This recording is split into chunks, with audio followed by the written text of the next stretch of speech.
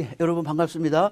참 세월이 화살 갔다 그러니 벌써 오늘이 이제 6주 차입니다. 5주 차, 5주 차. 죄송, 5주 차고 다음 주가 6주 차고 그다음에 7주 차에 뭐가 있는지 여러분 잘 아시죠? 그죠? 7주 차에 우리 코스에 이제 기말고사가 있는 겁니다. 기말고사.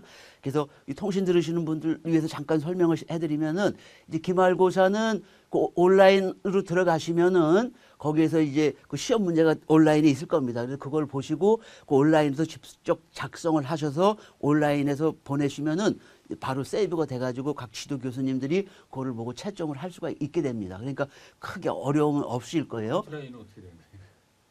오프라인도 어카운트가 있으니까 오프라인도 마찬가지입니다. 오프라인도 어카운트가 있으시니까 똑같은 방식으로 하시면 되고요.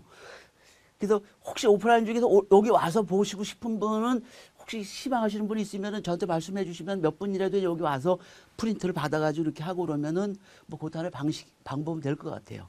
근데 이제 가능하면은 온라인을 쓰시는 걸 추천을 드리죠. 왜냐하면은 과목이 이것뿐만이 아니라 다른 과목도 다 마찬가지거든요. 그래서 또 이번 학기뿐만 아니라 앞으로 여러분 졸업하실 때까지 계속 그 방식으로 시간은 하셔야 어떻게 돼요. 되는 거야? 하루 종일 시험 그건 상관없어요. 상관없고 한 뭐 일주일 정도 시간을 가지실 수가 있어요. 일주일 정도. 7주 차에 그래서 이제 오픈을 하면은 시험 문제를 시간이요? 그러니까 상관없는 거예요. 상관없어요? 예. 오픈을 하면은 자기가 집에서 하든 뭐 교회에서 하든 뭐 어디 도서관에 하시든 아무 데나 하셔도 상관이 없고 그거를 해서 한 일주 정도 시간을 들이면은 오픈북이니까 그 자기가 이렇게 보면서 이렇게 해서 정리를 해서 다 마치시고 나서는 샌드 이렇게 보내시면 되는 거죠. 그죠? 예. 통신, 그러니까 오프라인, 온라인 똑같은 방식으로. 근데 이제 아직 익숙지 않으니까 혹시 오프라인 하시는 분 중에서 조금 그 여기 와서 일단 이번 시험은 여기 와서 보고 싶다 이렇게 하시는 분은 와서 보셔도 될 것 같아요. 근데 이제 그렇게 하면은 이제 요 과목뿐만 아니라 요 전 수업 시간도 있죠. 그죠? 또 그것도 시험을 보셔야 되잖아요. 또 그 과목은 또 어떻게 하실 건지, 예. 그게 좀 문제인 것 같아요. 그거는 다음 주 정도에 그 교수님한테 한번 여쭤보세요, 그거를. 근데 제가 보기에 하여튼 온라인으로 하시는 게 좀 힘들더라도 어차피 뭐든지 처음 하면 힘들거든요. 익숙해질 때까지, 그죠? 그래서 온라인으로 하는 게 힘드셔더라도 한번 해보시고 나면 그다음부터는 이제 거기 익숙해지시면은 뭐 크게 지장이 없을 겁니다. 그죠? 손으로 이렇게 치시려면 힘들고 요 키보드 하나 정도 갖고 계시면 좋습니다. 요즘은 키보드 갖고 이 전화기 연결해서 할 수 있는 거 있잖아요. 그죠? 키보드 이렇게 안 비쌀걸요? 그죠? 그래서 여러분 또 구속사 박사 과정인데 키보드 정도 가지고 이렇게 좀 할 줄 아셔야지 그냥 손가락으로 이렇게 하시면 안 되잖아요. 그죠? 그래서 조금 그런 거를 익숙하시게 그렇게 하시면 좋을 것 같습니다. 그리고 그 과제물은 다음 주까지입니다. 다음 주 수업 시간 전까지 저한테 이메일로 보내주시면 돼요. 이메일은 어디 있냐면은 그 강의 계획서에 보면 거기 제 이메일이 있습니다. 아니 제가 한 번 더 저 카톡이나 한번 올려드리든지 그렇게 하겠습니다. 그거는. 온라인은 똑같아요? 온라인도요? 똑같습니다. 예, 온라인도 똑같이 이메일로 똑같이 보내드리면 됩니다. 아, 기간이 똑같아요? 똑같이 6주 차에, 6주 차까지. 온라인은 지금 2주가 늦습니다. 우리 오프라인보다 2주가 늦게 시작이 됐어요. 그러니까 이제 온라인으로 하시는 분들은 거기에 스케줄을 맞추시면 되는 거예요. 그죠? 네. 그렇게 해서 작성을 하셔가지고 다음 주 수업 시작하기 전까지 제 이메일로 보내면 됩니다. 페이지 수는 2에서 3페이지 정도니까 양은 많지가 않습니다. 그래서 아까도 잠깐 말씀드렸지만은 책에 있는 거 여기 강의 안에 있는 거 이렇게 뺏겨서 이렇게 하실 거면은 별 의미가 없습니다. 그게 아니고 수업을 전체를 듣고선 들으면서 자기 나름대로 느꼈던 거 뭐 이런 것들 또 그리고 앞으로 이것이 또 어느 식으로 발전을 할 수 있겠구나. 어떤 분야가 더 또 보강이 됐으면 좋겠다든가 앞으로 연구를 이쪽으로 좀 하고 싶다든가 뭐 여러 가지 느낌들이 있으실 거 아니에요. 그죠? 여러분 목석이 아니잖아요. 여기 앉으셔가지고 수업을 들으면서 나름대로 이제 그 느끼신 게 있을 테니까 그거를 이렇게 써 나가시면 돼요. 그죠? 예. 특별히 또 질문 있으신가요? 예, 이제 수업을 진행하겠습니다. 수업이 늦어져가지고 이게 통신 촬영 때문에 이게 더 필요합니다. 이게 그냥 오프라인만 하면은 그냥 자유스럽게 진행을 하면 되는데 이 통신은 이거 찍어서 또 이렇게 보셔야 되기 때문에 예, 바로 진행을 하겠습니다. 예, 그래서 오늘 수업은 이스라엘 문화에 대한 겁니다. 우리 지난 시간에는 이스라엘 자연환경에 대해서 배웠죠, 그죠? 이스라엘의 기후 세 가지 중요한 요소가 있잖아요, 그죠? 그 지중해성 기후라는 게 있었고 또 뭐가 있었습니까? 지중해성 기후와 또 하나는 폐연 현상이 있었고 또 열대 사막 바람이 있는 거 그게 이제 그 기후에서는 중요한 역할을 했고 이 지형에서는 뭡니까 중요한 게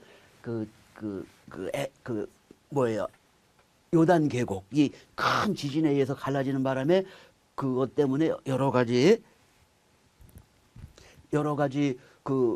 다양한 기후가 이스라엘에 형성이 됐다는 거예요. 그죠? 그렇게 해서 그 지형을 7가지로 제가 나눈 걸로 간단하게 설명을 드렸어요. 그죠? 그래서 그 정도로만 여러분 이해를 하셔도 대충 어느 지점이다 그러면 아, 그 지역은 어떻겠구나 하는 것을 여러분 추측을 할 수가 있어요. 그죠? 예. 그래서 이제 그런 식으로 이제 이해를 하시면 되고. 자, 그 다음에 이제, 그래서 그런 자연 환경 속에서 그 이스라엘 백성들은 또 가나안 7족속들은 그러면 그런 환경 속에서 살아남아야 될 거 아니에요. 그죠?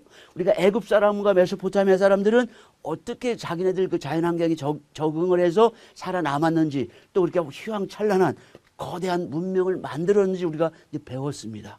근데 이스라엘은 또 이스라엘 나름의 독특한 그런 자연 환경 속에 있기 때문에 그 환경 속에서 그 사람들은 어떤 식의 삶을 살았는지를 또 우리가 알아야 되는 거죠. 그죠? 그래서 그 중요한 몇 가지 요소들을 한번 이제 보는데 여기서는 다 다룰 수는 없고 중요하게 한 3가지 정도만 다뤄보겠습니다. 이 가뭄, 그죠? 가뭄에 대한 공포. 이 성경 찾으면 엄청 많이 나옵니다. 왜냐하면 이스라엘은 요단강은 있긴 있지만 요단강을 쓸 수가 없고, 그죠? 그래서 이스라엘에서 이스라엘 사람들이 백성들이 먹고 살려면은 오직 하늘만 쳐다봐야 되는 거예요. 비가 내려야 되는 겁니다. 그러니까 하나님께 기도를 해야 되는 거죠, 그죠?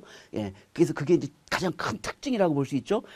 근데 이제 이게 이제 중요한 이유는 뭐가 됩니까? 그러니까 비가 넉넉하게 많이 오면은 뭐 문제가 없는 거죠. 이런 게 크게 이슈가 될 필요가 없는 거예요. 근데 안타깝게도 뭐예요? 이스라엘 가나안 지역은 비가 그렇게 또 많이 내리지가 않습니다. 그러니까 성경에 보면 이 가난, 이 가뭄, 기아 이런 얘기 너무 많이 나와요. 이거 소개가 될 겁니다. 그 다음에 이제 그 지중해성 기후다 보니까 어떻습니까? 여름에는 건조하고 겨울에는 비가 내리고 이러니까 여름에는 진짜 비 한 방울 안 내립니다. 우리 지도 기억나시나요? 예. 그래서 그러다 보니까 어떻게 됩니까? 겨울에 비가 내리면 그 빗물이 아까운 거예요. 그 빗물을 모아두는 겁니다.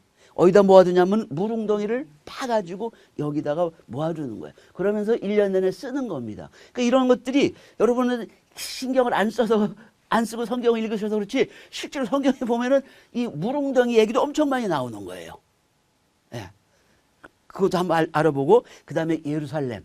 왜 예루살렘이 그렇게 큰 거대 도시로 이스라엘의 핵심 도시로 클 수가 있었는가? 물론 하나님께서 특별히 예루살렘을 이렇게 정해 주신 것도 있지만은 근데 정해 주신 것도 이유가 있는 거죠. 그죠? 아무것도 안 되는 허허 사막에다가 이스라엘 백성들 거기서 살라고 그러면 어떻게 되겠습니까? 유목민이 돼버리면 유목민은 뭐가 없다 그랬습니까? 문화를 축적을 할 수가 없는 거예요. 왜?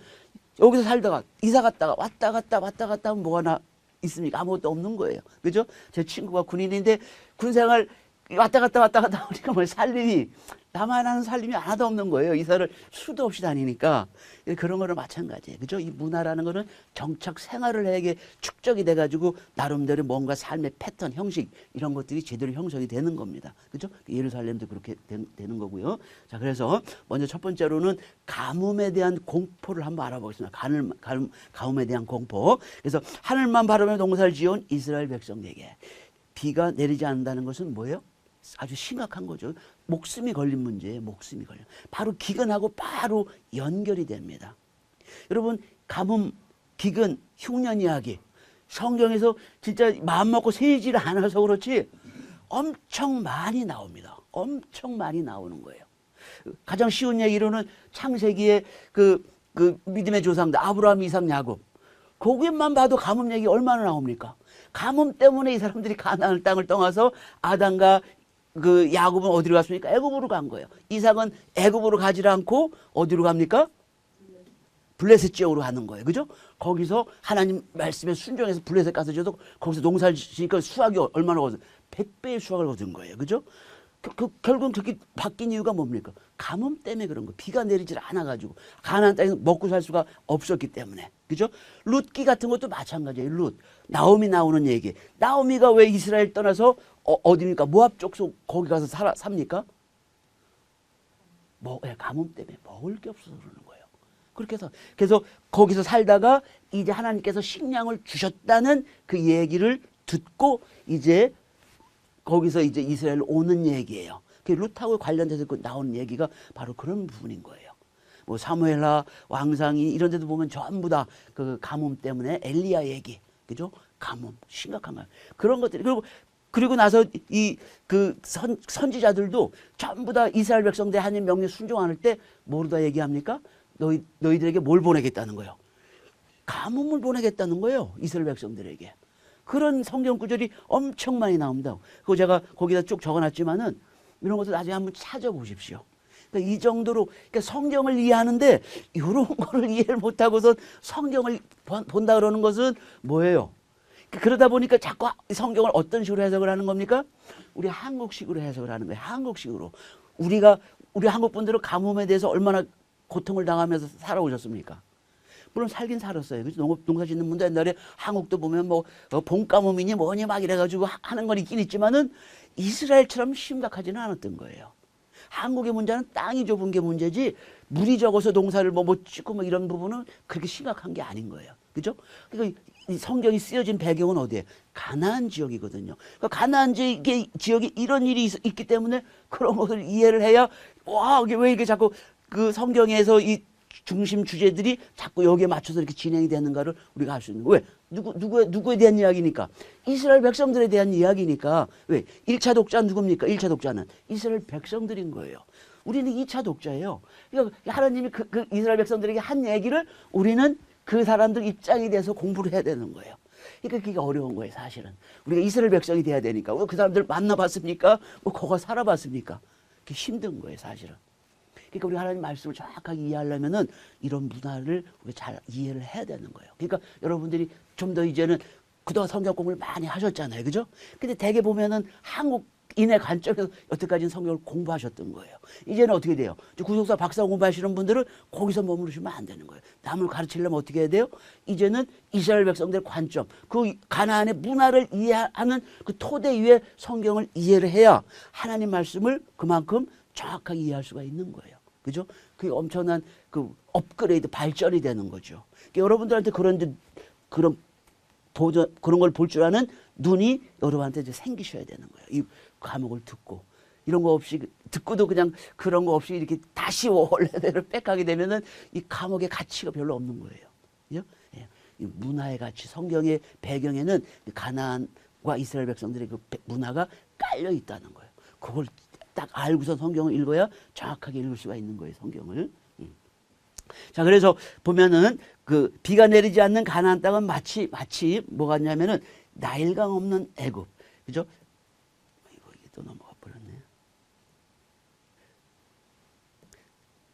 예, 특히 나일강 또 여기 뭐가 들어갑니까? 홍수.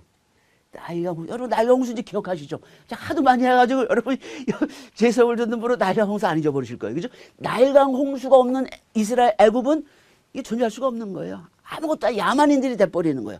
그렇지만 나일강 홍수 때문에 그 애굽의 그 찬란한 문화, 피라미드니 뭐 이런 찬란한 문화가 형성이 됐던 거예요. 그렇죠? 그거랑 똑같은 거예요. 또 유프라데스 강 없는 메소포타미아. 티그리스 강도 있지만은 유프라데스 강이 끼친 그 공원이 훨씬 큽니다. 티그리스 강보다. 티그리스 강은 경사가 굉장히 급해요. 물살이 빨라요. 그러니까 그걸 이용하기가 좀 버거운 거예요. 근데 유프라데스 강은 천천히 큰 강이 흘러가기 때문에 그 물을 이용해서 농사 짓기가 너무너무 좋은 거예요. 그래서 대부분의 그 고대 도시들이 유프라데스 강 주변에 다 형성이 됐던 거예요. 그죠? 예. 그래서 이 유프라데스 강 없는 메소포타미아 같다 이거예요. 비가 내리지 않는 가나안 땅은 그렇다는 거예요. 그죠? 그만큼 가나안 땅에서 비의 중요성을 여러분들이 아셔야 되는 거죠. 그죠?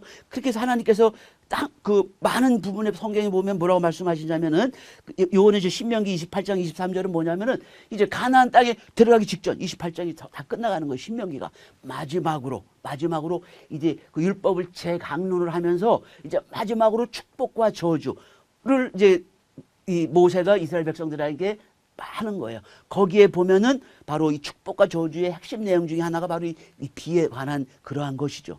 저는 여기에다가는 그 저주만 쓴 거예요. 하늘이 노치되고 땅이 철이 된다는 거예요. 하늘이 노치 된다는 건 뭐예요? 노 색깔 여러분 아시잖아요. 그죠? 누렇게 된다는 거예요. 누런 건 뭘 얘기합니까? 황토가 그냥 먼지만 날리는 거예요, 하늘에. 농사는 안 되고 물이 축축하게 있으면 황토가 날립니까? 안 날리는 거예요. 물이 없으니까 날리는 거예요. 황토바람만, 바람 불면 그냥 땅이 그냥 땅에 있는 흙들이 이렇게 일어나가지고 그냥 그걸 바라보는 농부의 마음이 어떨까요? 농부의 마음은 찢어지는 거예요.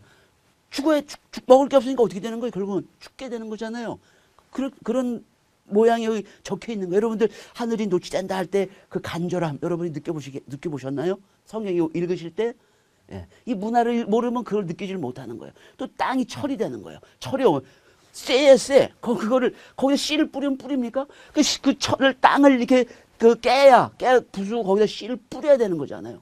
근데 이게 아무리 곡괭이질 해도 땅이 부서지지가 않아. 씨를 뿌릴 수가 없는 거예요. 그 농부의 마음 어떨까요? 그런 걸 체험해 보시면은 이런 거 딱 볼 때 그냥 마음이 싹 녹아나는 거예요. 이스라엘 사람들은 그 시편 같은 거 읽으면은 그 사람들 눈물이 쫙 흐르는 거예요. 여러분 시편 읽으면서 눈물 흘려 보셨어요? 눈물이 나올 수가 없어요, 우리는. 왜? 그 시편은 이스라엘 백성들이 자기네들 신앙생활을 하면서 자기들 느낌을 갖고 쓴 거니까 그 사람들에게는 너무너무 이 마음을 와서 닿는 거예요. 근데 우리하고는 문화가 다르니까 와 우리는 뭐 물 때문에 고생한 게 없는데 그거 읽고서 눈물 흘리는 분 별로 좀 보지는 못하는 거예요. 안 되는 거예요. 응? 그 시편 1편이 바로 그런 거 아니에요. 그죠? 의인과 악인을 구별하는 거예요. 의인은 뭐라는 거예요? 물가에 심겨진 나무와 같다는 거예요. 그 이상 이스라엘 백성들한테 좋은 게 없는 겁니다. 물가에 심어진 나무와 같다. 마치 하나님께서 늘 돌보아 주시는 그러한 사람과 똑같다는 거예요. 악인은 뭐예요? 악인은 겨와 같다는 거예요. 바람에 나는 겨와 같다는 거예요. 이리 가고 저리 가고 정처 없이 열매도 없이 돌아다니는 그런 허무한 인생을 얘기하는 거잖아요. 우리 그런 거 보면서 눈물이 납니까? 응? 감사합니까? 이렇게 말씀 앞으로 온 게 그게 안 되는 거예요. 왜? 이 문화에 대한 그 감정이입이 안 되니까 그러는 거예요. 그러니까 여러분들이 이제 그런 걸 아셔가지고 여기 이스라엘 백성들이 이 시편을 썼을 때 얼마나 그 마음이 간절했을까? 예? 그것도 하루 이틀 뭐 1, 2년 체험한 게 아니잖아요. 평생 그런 마음으로 갖고 늘 살아온 사람들인 거예요. 그러니까 그거 이상 이 인생에 대한 표현이 이 사람들에게는 없는 거예요. 이 이상 표현이 없는 거예요. 그러니까 눈물이 싹 흘러나는 거예요. 우리가 그렇게 직접은 안 들어도 그죠? 간접적으로 이 사람들이 이걸 했을 때 어떻게 했구나 하는 거를 그렇게 느낌은 와야죠. 그죠?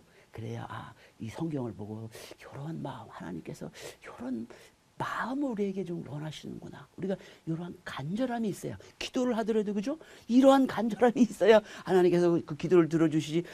주시면 주시고 안 주시면 안 주시고 이런 마음이 되면 되겠습니까? 그죠? 예. 자, 그래서 그러다 보니까 이 가뭄에 대한 그 공포가 이제 엄청난데 여기서 보면은 이 많은 선지서에 보면은 세 가지가 이스라엘 사람들에게 가장 위협적인 거 세 가지가 나오는 거예요. 그게 뭐냐면은 기근, 칼, 전염병이에요. 제가 쭉 성경을 쭉 썼잖아요. 여기 전부 다 뭐가 나오냐면 기근, 칼, 전염병 세 가지가 항상 나오는 거를 제가 그 성경 구절만 쓴 거예요. 그러니까 이 선지자들이 뭐예요? 이스라엘 백성들에게 하나님의 너희들에게 주는 경고의 말씀이라는 거예요. 기근, 칼, 전염병이 너희들에게 언제? 하나님 말씀에 순종하지 않을 때. 근데 이 세 가지 중에 그죠? 기근, 칼, 전염병. 어떻게 제일 무섭습니까?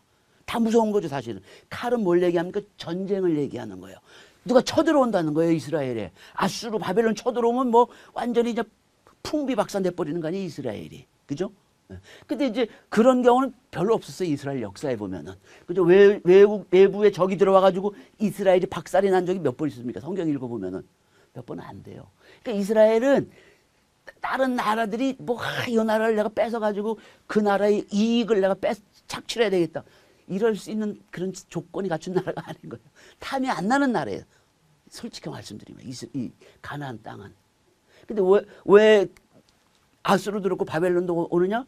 이것들이 대항을 하는 거예요. 자기네들끼리 연합을 해가지고 대항을 하는 거예요. 그냥 세금 잘 내고 부역 잘하고 막 이러면은 안 와요. 여기는 안 오는 거예요. 근데 그걸 안 하니까 오는 거예요. 그러니까 이 전쟁은 이스라엘이 그렇게 많지가 않습니다. 그렇게 해서 숫자가. 그리고 전염병도 뭐예요? 전염병 성경에 자주 나오긴 나오죠. 그러나 그렇게 흔하지가 않아요. 전염병도. 그죠? 전염병도 한 번 걸리면 막 몇만 명씩 죽어나가잖아요. 근데 이것도 그렇게 심하지가 않아요. 근데 이 기근은 뭐예요? 톡하면 일어나는 게 이 기근입니다. 기근. 성경 한번 요 강의를 요 수업을 이제 들으시고 나서는 여러분들이 관점을 이렇게 좀 돌려가지고 한번 체크를 한번 해보세요. 얼마나 이 기근, 비 뭐 이런 것들이 많이 나오는지를 한번 확인해 보시면 되는 거예요. 그래서 늘 가뭄에 대한 공포를 가지고 살아온 이스라엘 백성들이 꿈꾸는 것이 어떤 것이겠어요? 그러면은 답이 딱 정해져 있잖아요, 그죠? 이 가뭄 때문에 비 때문에 항상 고민인 거예요. 올해는 어쩌려나? 올해만이 아니라 올 가을에 이른 비가 제대로 내릴래나? 또 이른 비 충분히 왔어요? 농사를 잘 줬어요? 근데 늦은 비가 또 제때 와요. 제때 풍족히 와야 마지막 풍년까지 가는 거예요. 근데 이른 비는 충분히 왔는데 늦은 비가 안 오고. 그럼 또 어떻게 되는 거예요? 또 마찬가지 흉년이 돼버리는 거예요. 그러니까 늘 노심초사하는 게 바로 이 가뭄 비인 거예요. 그러니까 그 이스라엘 백성들한테 백성들이 꿈꾸는 도시, 그 꿈꾸는 곳은 어떤 거예요? 이상향은 어떤 곳이냐 이거죠. 어떤 곳이에요? 물 걱정이 없는 곳. 물 걱정이 없는 곳. 그걸 가장 바라는 거예요. 우리 한국 사람은 어떻습니까? 한국 사람은 땅이 좁아요. 농사를 짓고 싶어도 농사를 지을 때고 씨를 뿌릴 장소가 없는 거예요. 그죠? 한국 사람은 뭐예요? 머릿속에. 땅 이상 중요한 거 있나요? 땅 이상? 제일 중요한 게 한국은 땅이에요. 고려시대부터 쭉 보면 땅인 거예요. 그러니까 한국 사람 미국 가면은 뭐 먼저 사냐? 집, 땅 이런 거 먼저 사는 거예요. 근데 미국은 한국까지 이런 투기가 없어요, 거기는. 예? 집값이 올라가 거의 오르지도 않고 뭐 물가 상승 이거밖에 안 되는 거예요. 근데 한국 사람들은 그런 생각이 있으니까 미국 가면 딱 가서 이민 오는 사람 첫 번째로 하는 게 바로 집부터 사는 거예요. 한국식으로 생각을 해가지고. 그러니까 다 미국 사람들 그렇게 하는 사람들 보면 뭐 다 바보라고 그러는 거죠. 근데 그 설득을 해도 야, 그거 하지 마라. 그 돈 목돈 갖고 있다가 필요할 때 이렇게 해서 사업 자금을 써서 이렇게 하라고 그래도 그 말이 귀에 안 들어오는 거예요. 언제 들리느냐? 가서 망하고 나서 돈 다 날리고 나면 그때 정신 차려가지고 이제 이렇게 하는 게 미국에서 제가 살아보면서 많은 한국 분들에게 그 체험한 그런 내용들이에요. 이 이스라엘 백성도 사실 마찬가지인 거예요. 그래서 보면 성경에 보면은 우리 이제 창세기 그 2장에도 보면 그 에덴 동산도 보면은 에덴 동산이 어떤 곳입니까? 물이 풍부한 곳이에요. 물이. 지금 시간이 없어서 제가 다 읽지는 못합니다. 이 성구절 읽으려면 이 시간이 안 돼요. 그 시간이 여러분 집에서 읽으셔야 돼요. 그냥 강의만 들으면 안 돼요. 항상 성경 구절을 체크하시면서 읽어야 그것이 내 지식이 되는 거예요. 거기 보면은 뭐예요? 그 강이 에덴에서 발원해서, 그죠? 근데 에덴 동산 한가운데서 발원하는 게 아니에요. 에? 딴 데서 발원을 해가지고 어떻게 하는 거예요? 에덴 동산을 통해서 나가는 거예요. 에덴 동산이 중심이 아니에요. 응? 그 발원하는 곳은 뭐예요? 하나님이 계시는 곳이 되겠죠. 그죠? 뭐든지 생수의 근원이 뭡니까? 하나님의 생수의 근원이, 그죠? 그 생수의 근원 대신 하나님이 계신 곳에서 물이 나오는 거예요. 성경에 보면 항상 어디서 물이 나옵니까? 성소에서 물이 나오는 거예요. 성소에서. 그죠? 그 물이 나가지고 그게 에덴 동산을 적시고 나가는 거예요. 그 적시는 그 물을 가지고 어떻게 되는 거예요? 거기서 온갖 과일들이 자라는 거예요. 아담은 그 에덴 동산에서 그거를, 그 모든 과일을 마음대로 먹을 수 있는 거. 이렇게 그렇게 환경을 맞추신 거 아닙니까? 그죠? 그 이스라엘 백성들이 볼 때는 에덴 동산이 어떤 곳이에요? 완벽한 곳이에요. 마치 뭐처럼, 어디처럼? 이 땅에서 어디처럼? 이 땅에 애굽처럼, 그죠? 그 지난번에 한번 성경 구절도 읽었잖아요, 그죠? 그래서 그 롯이 어디입니까? 소돔과 고모라를 보니까 뭐가 같다 그랬어요? 예, 여호와의 동산 같고 애굽 땅과 같았더라. 여러분 애굽 땅과 같았더라 하는 의미를 한번 생각해 보시면서 읽으셨어요? 성경 보실 때까지는 그 생각을 안 해보신 거예요. 그냥 넘어간 거예요. 하나님 동산 같다는 걸 아는 거지. 좋은 모양이구나. 물이 많고 좋은 모양. 이렇게 생각을 한 거예요. 그죠? 애굽 땅이 마치 하나님 동산과 같다는 거예요. 그런 식으로. 왜? 물이 풍부하기 때문에. 그러니까 물이 없어서 고통당하는 이 사람들이기 때문에 항상 그게 초점이 되는 거예요. 그러니까 성경 구석구석에 나오는데 물 걱정이 없는 곳이 먼저는 바로 에덴 동산이 그렇고, 근데 아담이 타락하는 바람에 쫓겨났잖아요. 그죠? 그래서 안 되는 거예요. 그래서 에스겔서 47장 보면, 여러분 에스겔 그 공부하실 때 너무 많이 이거는 하셨잖아요. 그죠? 그래서 물이 어디서 솟아납니까? 성전 문지방 밑에서 물이 솟아나는 거예요. 그죠? 그래서 사해로 흘러가는 겁니다. 그래서 1천척이 지나면은 물이 발등까지, 또 1천척 지나면 무릎까지, 1천척 지나면 허리, 나중에는 키가 안 될 정도로 그 얘기를 하는 거예요. 그게 뭘 얘기하는 겁니까? 이렇게 물이 에덴 동산처럼 물이 풍요로운 그러한 곳이 하나님께서 해주시겠다는 거예요. 그렇게 해서 그 바다면 농사를 지을 수 있습니까? 없어. 목수할 수가 없는 거예요. 그죠? 그래서 그 썩은 토양들 이런 것들을 뭐예요? 그 물이 전부 다 쓸어내가지고 거기 농사를 지을 수 있고 또 바다에는 고기들이 사는 사해가 아니라 바다 물고기들이 사는 그래서 어촌들이 있는 그런 곳으로 완전히 만들어 주시겠다는 그런 약속인 거죠. 그거에 하나 상징성을 갖고 얘기를 하는 거죠. 그죠? 예. 그리고 스가랴 14장 8절. 여러분 잘 안 보시는 구절이지만은 스가랴 14장 8절도 제가 일부러 오게 했어요. 왜냐하면 에스겔 47장은 여러분들이 너무 잘 아시는 거예요. 그렇지만 스가랴 14장 8절은 뭐냐면은 그날에 그죠? 하나님 마지막 때 재림하실 그때 생수가 예루살렘에서 솟아나서 예루살렘이라는 건 뭐예요? 다른 걸 얘기하는 거 바로 예루살렘 뭐가 있습니까? 예루살렘 성전이 있잖아요. 그걸 얘기하는 거예요. 예? 예루살렘에서 솟아나가지고 생수가 샘이 솟아난다는 거예요. 절반은 동해로 절반은 서해로 흐를 것이라. 여러분 이거 이해가 되시겠어요? 제 수업을 들으신 분은 이걸 이해가 돼야 되는 거예요. 그래서 그 예루살렘 성전에서 물이 나가지고 절반은 서해로 하고 절반은 동해로 간다. 이게 뭘 얘기하는 겁니까? 여태까지는 어떻게 되어 있는 거예요? 지중해에서 비구름이 오면은 그 족장길을 넘어가지를 못한 거예요. 전부 서쪽에서 비를 내리고 넘어오면 뭐예요? 유대 광야가 되는 거예요. 왜? 건조한 바람으로 바뀌어버리니까 폐연 현상 때문에. 여기는 식물이 하나 살 수가 없는 거예요. 그러니까 여긴 버려진 땅이 되는 거예요. 그러나 그날은 어떻게 되는 거예요? 물이 절반은 서해로 가고 절반은 동해로 가버린다. 이렇게 되면 어떻게 되는 거예요? 이제는 물이 부족한 곳이 있습니까? 없습니까? 서해 이 가나안 땅에 없다는 거예요. 없다는 거예요. 그리고 또 다음에 또 보면은 여름에도 겨울에도 그러하리라. 이게 무슨 의미인지 아시겠어요? 겨울에는 그래도 비가 내리잖아요. 이스라엘에. 그죠? 여름은 어떻습니까? 이스라엘 기후가 여름에는 그죠? 지중해성 기후니까 예. 고온 건조가 되는 거예요. 근데 어떻게 하시겠다는 거예요? 여름에도 비가 내려. 그러니까 이스라엘 백성들은 이걸 들으면은 아멘 할렐루야 이렇게 되는 거예요. 근데 우리는 이거 봐도 무슨 뜻인지 몰라요. 뭔 일인가? 그냥 넘어가는 거예요. 그죠? 이제 여러분들은 그렇지 않을 거예요. 이 의미가 뭔지를 아는 거예요. 그죠? 그러니까 하나님께서 뭘 해주시겠다는 거예요. 우리의 모든 문제를 이제는 뭐예요? 아예 다 해결해 주신다. 우리 가장 걱정거리, 가장 근심 걱정이 뭡니까? 뭐 개인마다 다 다르겠지만은 우리 집단을 놓고 볼 때는 그죠? 예, 모든 것이 평화롭고 안전하게 그죠? 이렇게 하는 것이 가장 좋겠죠. 그 문제를 하나님께서 해결해 주시겠다는 걸 이렇게 표현을 하는 거예요. 이게 결국은 어디서 이루어집니까? 어디서? 계시록 22장에서 이루어지는 거예요. 22장 1절에 보면 또 어디입니까? 하나님과 어린 양의 보호자에서 뭐가 흘러나오는 거예요. 22장 계시록 22장 1절에 생명수 강이 흘러나오는 거예요. 그 강하고 이 강하고 다른 거 얘기하는 겁니까? 그 이미지를 같은 걸로 쭉 이어나가는 거예요. 그래서 그 결정적으로 이것이 계시록 22장의 그것이 모습이 결정적으로 밝혀지는 겁니다. 생명수 강이 흘러나오는 거예요. 생명수 강이라고 부른 이유는 뭡니까? 거기서 또 그 강 양옆에 뭐가 있는 거예요? 강 양옆에 뭐가 자라는 겁니까? 무슨 과일나무예요? 생명나무 과일이 거기 달리는 거예요. 생명나무가 거기 있는 거예요. 온갖 잡나무들이 있는 게 아니라 생명나무 과일만 쭉 있는 거예요. 그래서 거기에는 그 생명나무 과일에는 뭐가 달립니까? 각종 과일이 12가지 과일인가요? 한번 확인해 보세요. 그래서 어떻게? 달마다 여태까지는 1년에 한 번밖에 못 먹었습니다. 그죠? 근데 이제 어떻게 하겠다는 거예요? 달마다 한다는 건 꼭 그러면 1월, 2월 이렇게 한다는 의미보다도 매달이니까 어떻게 하는 거예요? 우리가 옛날에 그 춘공기라는 게 있잖아요. 그죠? 보릿고개라는 거.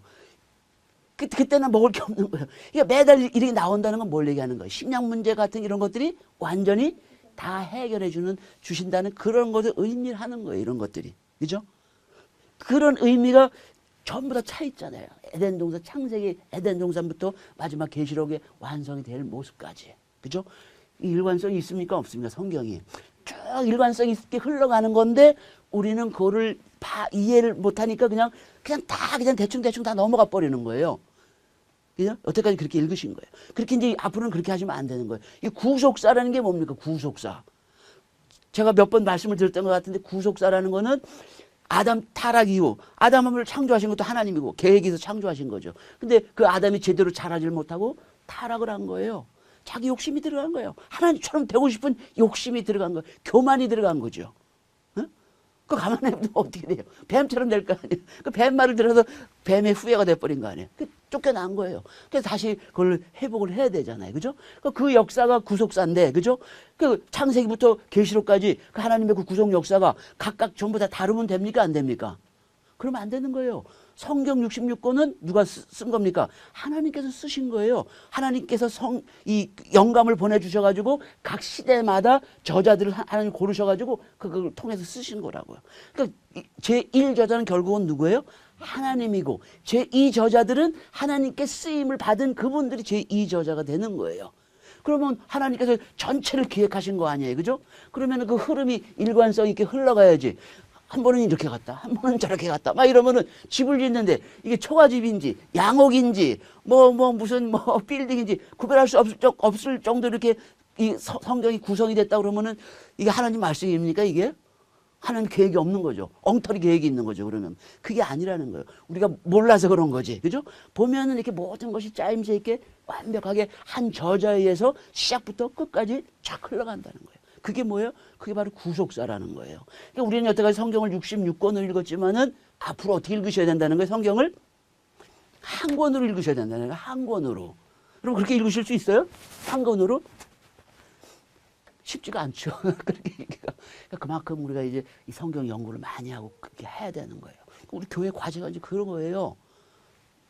그 언론에서 주신 거 그냥 그것만 이렇게 해서는 안 되는 거. 그걸 어떻게 해야 되는 거예요? 발전을 시켜서 거기다가 그러니까 오늘 목사님 딱 골격을 딱 잡아주신 거 아니에요. 그럼 우리가 어떻게 해야 돼? 그것도 살을 붙이고 뭐 해가지고 여기 사람을 만들든지 공룡을 만들든지 뭘 만들든지 이렇게 해서 딱 이렇게 해서 완전하게 이렇게 딱 마무리를 지어야죠 우리가. 예? 그 일을 우리가 해야 되는 거예요. 예? 그냥 여기가 어디지 하서 손만 잡고 있고 또 발만 잡고 있고 귀만 잡고 있고 이렇게 되면 이 구속사가 이게 진행이 되겠습니까? 구속사 전체 흐름이 뭔지도 모르는데 구속사가 뭔지를 알아야 우리가 앞으로 우리가 뭘 해 나가야 되겠구나 하는 그런 정확한 목표 방향 의식이 생기는 거죠. 그죠? 쉽지는 않습니다. 이게 결국 쉬운 건 아니에요. 그러나 신학의 마지막 단계가 바로 이건 거예요. 더 이상 뭐가 있겠습니까? 신학에 공부할 게 이거 말고 더 뭐가 있겠습니까? 마지막 단계인 거예요. 가장 어렵고 힘든 거지만은 우리에게 사명을 이걸 우리 주신 거예요. 여러분들이 이거 와서 공부하시는 거 아니에요? 구속사 박사과정이라는 그 과정을 공부하시는 거잖아요. 그죠? 네. 그런 큰 그림을 보고서 여러분이 공부를 하셔야 되는 거예요. 자, 이제 이 가뭄에 대한 거 여러분들 좀 이해를 하셨어요. 그죠? 그리고 자세하게 할 수가 없어요. 수업 시간이 짧으니까. 그죠? 여러분 책을 갖고선 보충을 하셔야 돼요. 책을 갖고. 자, 그 다음에 이제 물웅덩이 제가 아까 얘기했죠. 그 이스라엘 사람들이 사는 방식이에요. 물웅덩이. 그냥 겨울철에 비가 겨울철에 잠시 내리기 때문에 그것만 기다리면서 평생 1년 내내 살 수가 없잖아요. 그러니까 결국은 그 빗물을 어떻게 합니까? 이용을 하기 위해서 이 물웅덩이를 활용을 하는 거예요. 그래서 어떤 학자는 이 물웅덩이가 이스라엘의 고유한 발명품이다 이러는데 이거는 너무 지나친 거예요. 이 물웅덩이는 이스라엘뿐만 아니라 우리 한국에도 있고 웬만한 데는 다 있습니다. 흘러가는 물을 모아가지고선 자기 특별하게 쓸 용도로 다 하긴 하죠. 그러나 물웅덩이가 아주 보편화되어 있는 곳은 이스라엘밖에 없죠. 예. 예. 그렇죠. 그렇죠. 시골에 가면 그런 거 있잖아요. 그죠? 밭 같은 데대로 구팅이 하나 해가지고, 그죠? 예. 그래서 비가 안 내리고 그러면은, 그죠? 그물이라도 퍼고서 그 씨라도 뿌려놔야 될 거 아닙니까? 그죠? 그런 식으로 쓰는 거예요. 있기는 다 있습니다. 그러나 이 아주 모든 과정들부터 해서 전국 방방곡곡에 전부 다 있는 게 바로 이 물웅덩이인 거예요. 우리는 이제 이런 특성들을 모르니까 별로 이 물웅덩이를 그냥 다 넘어가는 거예요. 그러나 굉장히 중요한 역할을 했다는 거예요. 그 역할은 당연한 거죠. 우게 내린 빗물을 보관해서 1년 내내 그것을 농업, 목축에도 쓰고 또 심지어는 식수로도 쓸 수밖에 없는 거죠. 물이 없으니까 식수로도 쓰게 되는 거죠. 근데 이제 이 물웅덩이를 만드는 데는 아무 데나 만들어 갖고는 되겠나요? 그렇지가 않은 거죠. 어떻게 해요? 빗물을 모으기 좋은 곳. 이게 어디겠습니까? 이게. 바로 계곡 있는 곳이죠. 계곡 같은데. 그죠? 왜냐하면 계곡 쪽으로 비가 내리면 뭐예요? 계곡으로 모여가지고 빗물이 흘러가잖아요. 계곡을 막아가지고 그 물을 그 물웅덩이를 파가지고 글로 유도를 해가지고 거기에 하는 거예요. 근데 이제 그 물웅덩이를 하려면 어떻게 됩니까? 구멍이 있으면 뭐예요? 물을 모아놔도 전부 다 빠져나갈 거 아니에요. 그죠? 조그만 구멍이 있어도 1년 내내 그냥 그 구멍으로, 바람 바늘 구멍에 황소바람 들어온다고, 그죠? 구멍이 하나 조그만한 게 있으면 1년 내내 계속 막 축축 빠져나가잖아요. 나중에 가장 물이 필요할 한여름, 여름철에는 이제 물 한 방울 안 남아 있을 수도 있는 거예요. 그러니까 틈이 있으면 안 되는 거예요. 틈이 없도록 이 석회석 반죽을 만들어 가지고 아주 탁 만들어 놔야 그 물이 그대로 고이게 되는 거죠. 자, 그래서 보면은 여러분 요게 뭐 같이 보입니까? 요게. 우리 한글 성경에는 이걸 뭐냐면 사무엘하 2장 13절에 보면은 이거를 샘이라고 우리 얘기했어요. 샘. 이게 샘입니까? 샘은 뭐가 샘입니까? 샘은 물이 솟아올라야 샘인 거예요. 그죠? 여기 물이 솟아오릅니까? 여기 산꼭대기예요. 기본이면은 그 족장길 그 꼭산 꼭대기에 있는데 그 꼭대기에 무슨 샘이 솟아오르겠습니까? 그래서 이 한글 성경은 이걸 샘이라고 번역을 한 거예요. 그러니까 여러분들 헷갈리는 거예요. 이스라엘 문화를 모르면 헷갈리는 거예요. 이게 뭐 샘이라네? 이게 보면은 물웅덩이를 얘기하는 거예요. 물웅덩이라고 해서 개인만 있는 게 아니라 요건 엄청 규모가 크잖아요. 그죠? 이거는 뭐겠어요? 그 마을, 읍내 이런 데서 함께 이 물을 쓰는 거예요. 네? 네. 그러니까 이거는 이제 동네 작업이 되겠죠. 이렇게 만들어가지고, 그죠? 이거 생명수인 거예요. 이 사람들한테는 이 물이 식수를 공급하는 생명수가 되는 거예요. 이게 바로 물 웅덩이의 역할이라는 거예요. 그러니까 가정에 조그마한 게 있고 또 이렇게 공동으로 쓴 큰 것도 있고 이런 것이 있다는 거예요. 자, 그래서 보면은 이게 이제 도시에도 활용이 되는데 아주 그러니까 어디 가나 물 웅덩이 항상 있는 거예요. 이스라엘은. 예, 왜? 물이 항상 필요하잖아요. 예. 그래서 이 각 가정에도 보면 이제 물웅덩이가 있는데 각 가정은 어떻게 되냐? 집마다 물웅덩이를 파는 거예요. 그래서 비가 겨울철에 내리면은 그 물을 보관을 하는데 그래서 보관을 하지만은 워낙 여름엔 더우니까 어떻게 돼요? 물이 금방 증발이 되잖아요. 그 증발되는 걸 막기 위해서 뭐 합니까? 덮개를 씌우는 거예요. 가정에서 하는 거는 좀 고급스럽게 덮개까지도 씌우는 거예요. 그래서 이 덮개를 씌우다 보니까 이게 이제 몇 가지 다른 용도로도 쓰여요. 뭐를 쓰이냐면은 도피처나 감옥으로도 쓰이는 거예요. 도피처는 뭐예요? 사람이 그 성경에 보면 나옵니다. 그 제가 쓴 책에 보면은 이 구절이 나와요. 그거 한번 찾아서 읽어보세요. 그래서 도망가는데 추적하는 사람이 생긴 거예요. 다윗 시대에. 그러니까 이 사람들이 어떻게 해요? 숨어야 되잖아요. 근데 그 숨을 만한 곳이 없잖아요. 그러니까 어디 들어갑니까? 이 물웅덩이에 들어가는 거예요. 그래서 물웅덩이 들어가고 거기에 덮개를 씌우고 그 위에 뭐에 멍석을 깔아가지고 그 위에 곡식을 널어놓는 거예요. 그래서 예? 예. 두 정탐꾼이 그때는 이 물웅덩이가 아닐 거예요. 우물이라고 그랬나요? 거기? 그럼 맞아요. 우물이면은 이걸 얘기하는 거겠죠. 그죠? 거기 샘이 있는 게 아니에요. 물웅덩이를 얘기하는 거예요. 그죠? 예. 그래서 그렇게 도피처로도 쓸 수가 숨는 거예요. 그죠? 숨어가서 거기다 멍석을 깔아 놓으니까 그 추적하는 사람이 와가지고 그 멍석이니까 설마 거기에 뭐 물웅덩이 있는 건 생각을 못 하고 그냥 돌아가 버린 거예요. 그죠? 그래서 도피처로 쓰이는 거예요. 그리고 또 감옥으로도 쓰입니다. 왜 물웅덩이를 좀 큰 집들은 크게 쓰는 거예요. 그죠?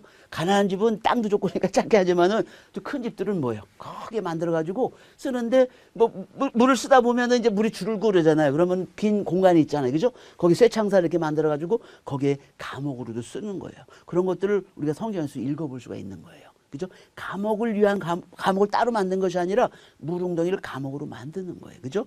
요셉도 어떻게 된 거예요? 요셉도. 그죠? 이 물웅덩이에 던져진 거예요. 요셉도. 근데 다행히 그 물웅덩이는 마른 물웅덩이라서 죽지를 않은 거죠. 만약에 마른 이게 딱 아주 물이 살통 없이 제대로 된 물웅덩이였다 그러면 요셉이 어떻게 됐을까요? 요셉 죽었을 거예요. 물에 빠져서. 그냥 작은 규모가 아니에요. 물웅덩이가 우리 생각처럼 이렇게 작은 규모 생각하면 안 돼. 굉장히 큰 거예요. 혼자 나올 수가 없는 거예요. 네. 그런 곳이라는 거예요.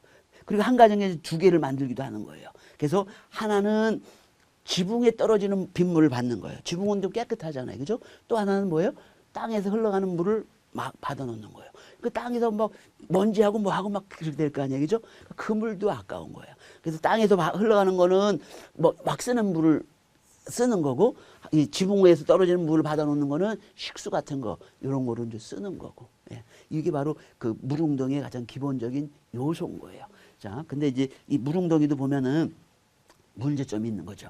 그래서 물웅덩이에 금이 가게 되면은, 그죠? 어떻게 되는 거예요? 이 물웅덩이는 더 이상 쓸모가 없는 거. 언제까지? 그 구멍을, 그 틈을 메울 때까지는 더 이상 쓸 수가 없는 거예요.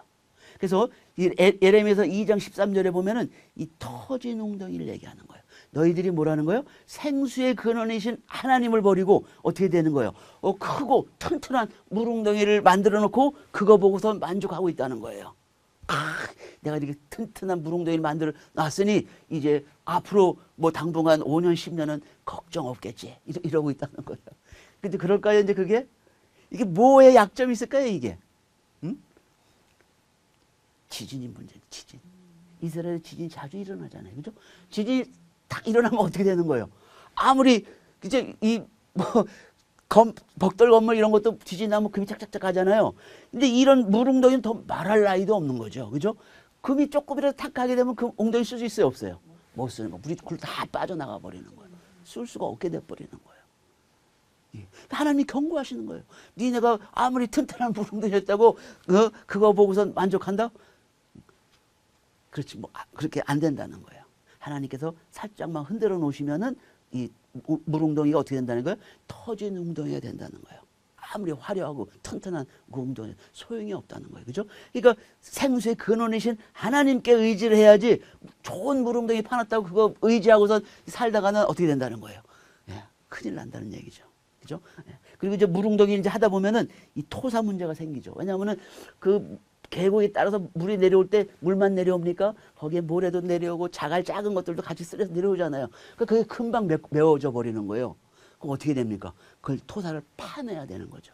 그러니까 이게 관리하는 것도 사실 쉽지가 않은 거예요. 계속 매년 그 토사들을 계속 파내야 물이 계속 쌓일 거 아니에요. 물이 채워질 거 아니에요. 그죠? 네, 그렇게 되는 거예요. 그래서 공공용 물웅덩이, 쉽게 얘기하면은 예루살렘 성 안에 있는 그런 이 물웅덩이는 뭐예요? 이것만을 전문적으로 관리하는 일꾼들이 따로 있었다는 거예요. 그 기록이 있습니다. 그러니까 그 사람들은 이제 겨울철 비만 내리는 철만 되면은 기다리고 있다가 어느 정도 이제 물이 되면서 계속 토사를 파내는 거예요. 관리를 하는 거예요. 그래야 그 예루살렘 성전에 오는 그 순례객들에게 충분한 물을 공급해 줄 수가 있는 거지요. 자, 그리고 사실 이렇게 이제 물웅덩이 하지만 물웅덩이는 뭐예요? 일회성인 거죠, 일회성. 잠시 그냥 물 수질도 좋지 않고 뭐 그냥 이렇게 하는 거지만은 이 물웅덩이에 더 좋은 건 뭐예요? 샘이 더 좋은 거죠, 샘이. 그죠? 그래서 신명기 8장 10절 보면 가나안 땅을 산과 골짜기에 시내와 샘을 가진 아름다운 땅. 그죠? 시내와 샘을 가진 아름다운 땅이다. 이렇게 하고 있는데. 근데 이제 이 시내라는 건 뭐예요? 비 올 때만 잠시 흐르는 거예요. 이런 걸 뭐라고 부릅니까? 와디라고 부릅니다. 와디. 이 강은 사계절 쭉 봄, 여름, 가을, 겨울 마르지 않고 흐르는 걸 강이라고 그러고 이 와디는 뭐예요? 비 올 때 우기에만 내리는 걸 와디라고 그러는 거예요. 그러니까 이스라엘에 있는 대부분 99.99%는 다 뭐예요? 다 와디입니다. 사계절 물이 흐르는 강은 뭐예요? 요단강밖에는 없는 겁니다. 그죠? 예. 그리고 샘은 가끔 있기는 있죠. 그죠? 예, 샘은 가끔 있기는 있지만은 그렇게 많지가 않습니다. 샘이 있는 곳에는 뭐예요? 샘이 있는 곳에는 샘은 주요 거점이 되는 거예요. 그죠? 물이 있으니까 사람들이 모일 수가 있는 거예요. 그죠? 물을 마셔야 사람들이 사니까. 그러니까 사막에 샘이 있는 곳은 굉장히 중요한 그 거점이 되는 거죠. 예. 예. 그리고 특히 이 광야에서 그죠? 이 샘의 가치는 이루 말할 필요가 없는 거죠. 그런데 이렇게 하다 보니까 이제 그 샘을 지키는 것도 굉장히 중요한 거고 또 저기 샘을 사용하지 못하도록 하는 것도 굉장히 중요한 거죠. 요 대표적인 게 뭡니까? 바로 요 다음에 이제 나오는데 예. 제가 조금 이따 보여드릴게요. 예. 히스기야 터널을 만든 이유하고도 관련되어 있는데 자 그리고 하나님께는 때로는 불순종하는 백성들은 어떻게 해요? 물을 마실 수 없도록 샘을 마르게 한다요. 샘이 늘 솟아나는 것 같지만은 또 그 샘도 뭐예요? 물이 있어야 샘이 솟아나는 거예요. 근데 그 물이 고여 있는 곳이 지진으로 깨지게 되면 어떻게 돼요? 물이 그냥 다 없어져 버리는 거예요. 그런 경우 많습니다. 샘이 영원히 물을 내보내는 게 아닙니다. 샘도 마릅니다. 하나님 그렇게 하시겠다는 거예요. 누구에게? 불순종하는 백성들에게. 그죠? 이게 성경에 보면 처음부터 이런 이미지들이 차 있는 거예요. 그 다음에 강, 그죠? 이 강, 이 지상낙원의 이미지, 그죠? 아까 말씀드렸던 거죠. 에덴 동산, 또 계시록 22장, 그죠? 하나님과 어린 양이 보호자에서 흘러나오는 생명수 강, 전부 다 그런 걸로 연결이 돼 있는 거예요. 강이 옆에 흐르면 뭐예요? 걱정 없는 삶인 삶. 예, 시편 1편에, 그죠? 그 강가에 심어진 나무와 같다 이거예요. 그 이상 행복한 존재가 이 땅에 없다는 거예요. 그 강은 뭐와 같은 겁니까? 하나님과 같은 거죠. 그죠? 예. 예, 하나님과 같은 성령의 강, 그죠? 성령의 도우심을 늘 받는 그런 존재, 얼마나 행복하겠습니까? 그죠? 그리고 강은 경계로 사용하는 거야. 제가 지난 시간에 말씀드렸어요, 그죠? 그 요단강 건너가는 게 쉬운 게 아니에요. 그냥 뭐 건너가는 거, 자기가 사는 곳에서 요단강을 건너서 가려면은 그 1000m 이상 내려와서 또 1000m 이상 올라가야 되는 거예요. 그 쉽습니까? 마치 대관령 저 강릉에서 대관령 꼭대기까지 올라오는 거예요. 그 신사임당 얘기 그 시 같은 거 보니 글도 있는 것 같긴 한데 쉽습니까? 그게 엄청 어려운 거예요. 거기를 오르락 내리락 이렇게 해야 되는 거예요. 그러니까 자연 경계가 되는 거예요. 그리고 하나님을 만나는 장소죠. 이 강에서 보면은 그죠? 약복강 같은 데서 하나님을 만나잖아요. 그리고 에스겔 같은데 다니엘서 보면 뭐요? 그 히데겔 강에서 하나님의 그 말씀을 받잖아요. 계시를 받잖아요. 그죠? 그런 것처럼 이 강, 성령 이런 것들을 의미하는 거 있죠. 자, 그다음에 예루살렘의 이제 건설, 예루살렘. 이 예루살렘도 물론 당연히 하나님의 그 예정 가운데 있겠지만은 예루살렘일 수 있었던 거는 뭐냐? 바로 물 문제를 해결할 수 있었기 때문에 그런 거예요. 물. 다른 도시들은 물 문제를 해결을 못 해요. 다른 그 유명한 도시들 이스라엘에서 많이 있잖아요. 그죠? 헤브론이니 뭐 또 뭐 어디입니까? 그 여러 역사적인 도시도 있지만은 그 도시들은 뭘 해결을 못 해요? 물을 해결을 못 합니다. 사람들이 모여줄 수가 없어요. 한 10만 명이 몰려들었다. 마실 물이 없는데 어떻게 안 되는 거예요. 그런 걸 해결하는 데가 어디라고요? 바로 이 예루살렘입니다. 예루살렘.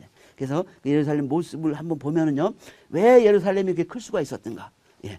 먼저는 이 물이 없으면은 결국 쇠퇴할 수밖에 없죠. 그죠? 실로, 베델, 다 이런데 물이 없습니다. 다 족장길 꼭대기에다 있는 거예요. 산 꼭대기에다 이 도시들이 있어요. 산 꼭대기에 무슨 물이 있습니까? 그죠? 그러니까 여기는 도시의 역할을 제대로 할 수가 없는 거예요. 근데 예루살렘은 조금은 다르다는 거예요. 예루살렘의 가장 큰 장점은 뭡니까? 바로 기온샘이 있는 거예요. 기온샘. 예? 기온샘. 이것 때문인 거예요. 그러니까 기온샘, 이 예루살렘은 누가 뺏은 겁니까? 다윗이 뺏은 거예요. 누구로부터? 여부수족으로부터. 그죠? 근데 여부수족이 이 다윗성을 지키면 하면서 완전히 누가 공격해 오더라도 이거는 뭐야? 장님이나 절름발이도 지킬 수 있을 정도다. 이렇게 교만하게 했던 데가 바로 이거 아니에요. 왜 그렇습니까? 물이 있죠. 또 양쪽 그 삥삥 들어가면서 굉장히 험준한 그 지형이 있고 그러는 거예요. 그러니까 뭐 할 수가 없다는 거예요. 그죠? 그래서 이 예루살렘 기본적으로 존재할 수 있었던 것은 바로 이 기온샘이 있었기 때문이에요. 기온샘. 예. 아주 샘이 드물잖아요. 그렇지만 기온샘이 있기 때문에 가능한 거고. 또 그것만 갖고 이제 점점 사람들이 모여들잖아요. 예루살렘이 이제 이스라엘의 수도가 되고 성전이 생기고 막 이러니까 사람이 몰려드는 거예요. 그것만은 안 되는 거예요. 그러니까 또 뭘 합니까? 또 물웅덩이를 파는 거예요. 물웅덩이. 그래서 이 물웅덩이를 파기에 예루살렘이 아주 좋은 위치를 가지고 있는 거예요. 자, 보면은, 이게 이제 그 예루살렘의 위치인데, 그러니까 예루살렘은 요 족장길 꼭대기에 위치하지가 않습니다. 여러분, 보면은. 꼭대기, 그 족장길 위에 있지가 않은 거예요. 그 산 꼭대기 있지가 않은 거예요. 약간 어디로 내려와 있습니까? 능선 아래로 내려와 있는 거예요. 이 위치 때문에 어떻게 되는 거예요? 비가 내리면 어떻게 돼요? 빗물이 전부 다 이렇게 내리잖아요? 계곡을 타고 내리잖아요. 계곡을 타고. 그죠? 기드론 계곡을 통해서 흘러가고, 요단 계곡으로 흘러가는 거죠? 또 요 중앙 계곡으로 해서 이렇게 흘러가죠. 그죠? 근데 이제 요 기드론 계곡은 너무 깊고, 계곡이 넓다 보니까 뭐예요? 물이 너무 많이 내려오는 거예요, 일로. 그러니까 여기는 이 물웅덩이를 만들어도 어떻게 됩니까? 토사들이 너무 많이 밀려오는 거예요. 이걸 감당을 못해. 토사 때문에 유지를 할 수가 없는 거예요. 그래서 기드론보다는 이 중앙계곡 골짜기, 여기가 그 이스라엘, 여기 예루살렘이 그 존재할 수 있게 하는, 예루살렘이 성장할 수 있게 해주는 가장 결정적인 역할을 하는 게 바로 이 중앙계곡인 거예요. 여기에. 여기에 뭐 물이 적당한 양이 내리니까 그 토사들 같은 걸 치우는 게 굉장히 쉽게, 용이하게 할 수가 있었던 거죠. 그러니까 여러분 왜 예루살렘이 이렇게 크게 될 수 있었던지 여러분 이제 아시겠죠, 그죠? 중요한 게 뭐예요? 물 때문에 물 문제를 해결한 거예요. 그러니까 많은 사람들이 그죠? 그 예수님 당시에 그 유월절이 되고 막 이러면은 예루살렘에 수백만 명이 몰려들었다는 거예요. 수백만 명이. 수백만 명 말이 그렇지. 우리 교회도 막 그 행사 때 막 올려와세요. 굉장히 힘들잖아요. 그 전부 다 손님들 뭐 이렇게 부족한 거 없이 하려면은 예루살렘 마찬가지죠. 가장 중요한 게 뭐예요? 식수, 먹는 거, 그죠? 그걸 해결할 수 있었던 것이 예루살렘이라는 거예요. 가장 기본이 바로 기온샘이라는 거예요. 그죠? 예루살렘의 식수원, 여부스족의 자부심이었다는 거예요. 예? 예. 근데 이제 이렇게 이제 중요한 건데 이제 전쟁이 나면 어떻게 돼요? 이 히스기야 왕은 어떤 사람입니까? 히스기야 왕 때 뭐냐면 물론 남유다 왕이죠. 이때 무슨 일이 벌어져요? 북이스라엘이 722년 BC 722년에 아수르에게 망해버리는 거예요. 그 히스기야 깜짝 놀란 거죠. 예. 망했다 이걸. 그러면 다음 차례는 누구예요? 이제 남유다잖아요. 그 히스기야가 또 놀래가지고 뭐예요? 종교개혁도 하고 또 뭘 한 거예요? 국방력을 강화한 거예요. 그 국방력을 강화하는 대표적인 게 뭐냐면은 히스기야 터널을 만든 거예요. 히스기야 터널. 그래서 히스기야 터널은 뭐냐면은 이 기온샘물을 이게 성 밖에 있는 거예요. 성 밖에. 전쟁이 나면 어떻게 돼요? 물을 쓸 수가 없는 거예요. 그럼 적군이 그 물을 이용할 거 아니에요. 그 문제가 커지잖아요. 그죠? 그러니까 어떻게 한 겁니까? 성 밖에서 이용할 수 없게 해가지고 그 터널을 파가지고 어디로 연결하는 거예요? 실로암 연못으로 연결을 하는 거예요. 여러분 실로암이 어떻게 생긴지 알겠죠? 실로암 물이 뭐예요? 거기 연못이 물이 솟아나는 곳이 아니에요. 그 물은 어디서 온 물이에요? 기온샘에서 내려온 물인 거예요. 기온샘에서 나오는 샘물을 터널을 파가지고 실로암 연못으로 연결을 시킨 거예요. 그죠? 예. 그러니까 실로암 연못물은 기온 샘물이다. 우리가 이렇게 얘기할 수가 있겠죠. 그죠? 예. 여기서 참고로 적어 놓은 겁니다. 사무엘 5장 6절 보면은 맹인과 다리 저는 자라도 너를 물리치리라. 완전히 교만이 그냥 하늘을 찌르는 거예요. 예. 그럴 만도 한 거예요. 왜? 이런 지형이 여기 있습니까? 없습니까? 가나안 지역이 이게. 여기밖에 없는 거예요. 여기밖에. 그러니까 이 여부수족이 그냥 콧대가 높을 수밖에 없는 거예요. 여기가 이제 그 여부수족이 사는 다윗성 그쪽이죠, 그죠? 여기 이제 기온샘이 있고, 이렇게 이제 빗물들이 이렇게 흘러가는 거죠. 여기 뭐 엔로겔 샘도 있고 막 이런데, 요거는 규모가 워낙 작다 보니까 뭐 거의 큰 의미를 주지는 못합니다. 성경에 볼 때 기온샘물이 가장 중요한 거죠. 여기 이제 그 기온샘입니다. 여기 밑에서 이게 흘러나오는 거예요, 기온샘이. 이거 이제 관광객들을 위해서 이렇게 좀 만들어 놓은 거죠. 여기 이제 가보면은 이게 통로가 이래요. 한 사람 딱 서서 가서 뭐 여기 어깨가 여기 부닥치지 않을 정도로 뭐 그런 정도 딱 이렇게 돼 있습니다, 이게. 여러분 이제 그 앞으로 예루살렘 성지순례 갈 기회가 이제 있으실 텐데 제가 지난 시간에 말씀드렸을 때 꼭 한번 가보세요. 평생에 한 번은 가보셔야 되는 게 이스라엘이에요. 꼭 가보셔야 되는데 가셔가지고 여기 히스기야 터널도 꼭 한번 갔다 통과를 하셔야 돼요. 제가 옛날에 가봤을 때 많은 목회자님들인데도 들어가다 다 도로 나오는 거예요. 왜 그렇습니까? 폐쇄 공포증 있는 분들 있죠? 못 들어가는 거예요. 겁나. 깜깜하거든요. 또 넓지도 않고 이렇게 사람 하나가 간신히 이렇게 갈 정도 되니까 들어갔다가 다 도로 그냥 빽 하시다. 여러분 그러지 마시고 거기까지 한 번 왔는데 그죠? 한 번 내가 죽으면 죽으리라 이런 각오를 가지고 절대 거기서 죽는 분들 한 번도 못 봤어요.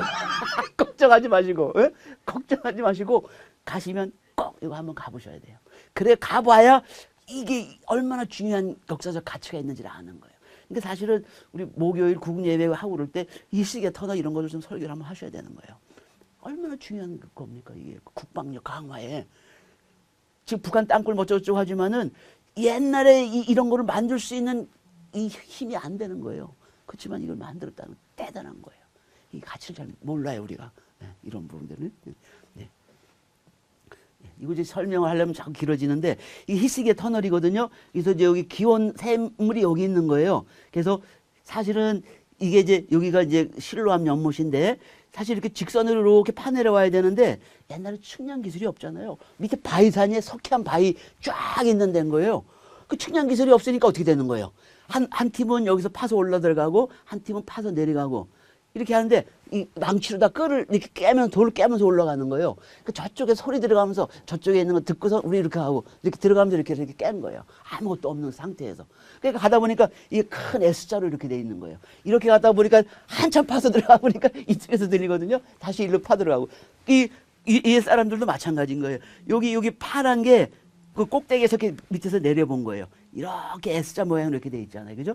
직선거리는 300m밖에 안 되는데 실제 판 거리는 533m가 되는 거예요. 거의 배를 판 거예요. 왜? 옛날에 측량 기술이 없으니까 이렇게 된 거예요. 그죠? 그러니까 어마어마한 그 힘을 들여가지고 이 히스기야 터널을 팠다는 거예요. 대단한 거죠, 이게. 그죠? 어떻게 보면 지금 눈으로 보면 진짜 기적과 같은 거예요. 기적과 같은 거. 네. 시간이 많이 지나가지고 자꾸 자세하게는 할 수 없는데 이 기원샘의 종교적 의미 이렇게 다 유일한 거니까 이스라엘에서 이렇게 큰 샘이 굉장히 중요한 종교적 의미를 갖고 있는 거죠. 그죠? 그래서 솔로몬이 왕이 될 때 어디서 기름 부음을 받았습니까? 바로 이 기원샘에서 기름 부음을 받은 거예요. 그러니까 이렇게 받고 나니까 앞으로 뭐예요? 이 이후에 왕들은 전부 어디서 기름 부음을 받습니까? 여기서 받는 거예요. 기원샘에서. 그래서 기원샘에서 받지 않는 그 왕은 뭐예요? 하나님이 함께 하시지 않는다는 거예요. 예. 그리고 이 성전에서 이 초막절 때 이제 물을 쓰거든요. 매일 물을 길어다가 하나님께 제사를 드립니다. 그 이유는 뭐예요? 이 초막절 끝나고 나면은 이게 이제 그 가을 절기의 마지막에 초막절이. 이 초막절이 끝나게 되면 어떻게 돼요? 뭐가 시작되는 겁니까? 농사가 시작이 되는 거예요, 농사가. 농사를 시작하려면 뭐가 내려야 돼요?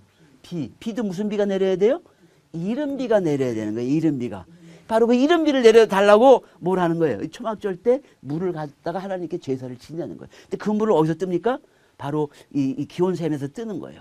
근데 이제 이게 안으로 들어갔잖아요. 그죠? 그러니까 안으로 들어가 있으니까 어디 가서 물을 뜹니까? 실로암 가서 금대접에다 물을 떠가지고 하나님께 제사를 드리는 게 바로 그 물인 거죠. 그죠? 그러니까 그런 식이 되다 보니까 실로암이 어떻게 되는 거예요? 아주 신령한 분이 되는 거예요. 그래서 예수님 당시 때도 뭐예요? 그죠? 태어날 때부터 장님인 사람을 예수님께서 신랑으로 보내잖아요. 그죠? 그러니까 그 사람들이 신랑에 많이 모여 있습니다. 왜? 신령한 물이기 때문에. 그죠? 그 물을 가지고 병을 고친다는 그러한 그 전설, 그런 이야기들이 그 이스라엘 백성들이 전해 내려오는 거예요. 신령한 물이 된 거예요. 이스라엘 사람들에게는. 예. 그것뿐만 아니라 또 뭐예요? 순례자들은 꼭 한번 마셔봐야 되는 거예요. 여러분 가서 한번 마셔보시겠습니까? 지금 마시지 말라고 그럽니다. 왜? 너무 많이 오염이 돼가지고 지금 물은 제법 많이 나옵니다. 물이. 수량은 제법 많은데 마실 정도의 수질은 아니랍니다. 그래서 물 웅덩이가 절대적으로 필요한 거죠. 그죠?